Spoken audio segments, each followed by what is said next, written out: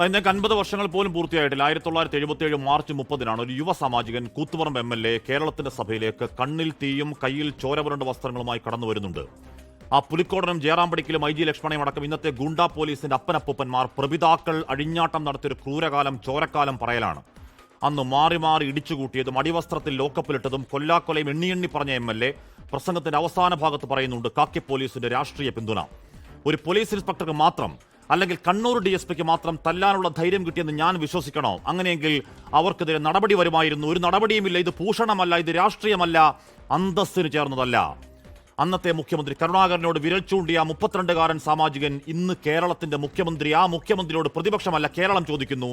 ആ പുലിക്കോടന്റെ പിന്മുറക്കാർ തെമ്മാടി പോലീസിന്റെ നരമേധങ്ങൾ, വേട്ടക്കഥകൾ, അണക്കെട്ട് പൊട്ടി വരുമ്പോൾ കമാന്ന് മിണ്ടിലെന്ന വാശി, ആ മൗനം മുഖ്യമന്ത്രി താങ്കളുടെ അന്തസ്സിന് ചേർന്നതല്ല.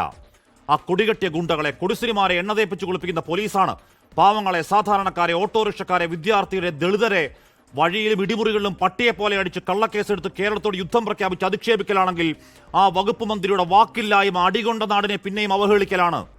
ആരെങ്കിലും കൊടുവാളിൽ വെട്ടിക്കേറിക്കുന്ന കാലം കൂട്ടമല്ല, ബലാത്സംഗികളല്ല, ഏത് രാഷ്ട്രീയമായിക്കോട്ടെ, വിദ്യാർത്ഥികളാണ്, കോളേജ് കുട്ടികളാണ്. ആയുഷ്കാലത്തേക്കുള്ള ട്രോമ കൊടുത്ത് ആ തലമൂടി കെട്ടിയ കറുത്ത പടുതായിട്ട് കൈവിലം കിട്ടി എഴുന്നള്ളിക്കൽ എന്തിനാ എന്ന ചോദ്യത്തിന് വായിൽ പിരിവട്ടി നാണം കെട്ടപ്പോഴാണ് കോടതി വക ഷോക്കോസ് നോട്ടീസ്. ആരോപണം പോലത് രാഷ്ട്രീയമാണെങ്കിൽ ഏമാന്മാരാ കാക്കിയൂര് വെച്ച് പാർട്ടി പണിക്ക് പോ.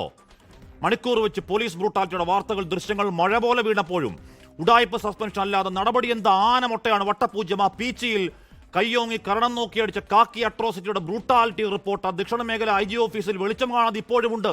അടവച്ചിരിപ്പാണ് 7 മാസങ്ങൾ. ആ മൊട്ട വിരിഞ്ഞോ എന്ന് പരിശോധിക്കണം DGP റവാഡ. അല്ലെങ്കിലും ഉദ്യോഗസ്ഥരെ പഴിച്ചിട്ട് കാര്യമെന്താ സാറേ? ആ രാഷ്ട്രീയ യാത്രാകാലത്ത് ഒരു രാഷ്ട്രീയ വിയോജിപ്പ് പറഞ്ഞവന്റെ മൂർധാവടിച്ചു കീറിയ VIP അംഗരക്ഷകനെ, പാറാവുകാരനെ ലോകം മുഴുവൻ കണ്ടിട്ടും ഞാനത് കണ്ടില്ല എന്ന വ്യാജത്തിൽ ചേർത്ത് പിടിക്കുന്ന ഒരാൾ ആ വകുപ്പിന്റെ തലപ്പത്ത് വാഴുമ്പോൾ തെമ്മാടിത്തങ്ങൾക്ക് കൈവിലങ്ങെന്നാണോ? ഇനിയും 1000 ചോരകരിഞ്ഞ വാർത്തകൾ വന്നാലും ആകാശപിടിഞ്ഞു വീഴാനും പ്രമത്താധികാരത്തിന്റെ വർത്തമാനകാല കേരളത്തിൽ മറിച്ചൊരു നടപടി ഉണ്ടാകുമെന്ന് ഇപ്പോഴും നിങ്ങൾ പ്രതീക്ഷിക്കലാണോ നിഷ്കളങ്കരെ? ലോകത്തെവിടെയായാലും ഏത് സമയത്തും 24 വാർത്തകളും ഓഗ്മെന്റഡ് റിയാലിറ്റി പാക്കേജുകളും എക്സ്പ്ലെയിനറുകളും വിശദമായി കാണാൻ ഞങ്ങളുടെ YouTube ചാനൽ നിങ്ങൾക്ക് സബ്സ്ക്രൈബ് ചെയ്യാം.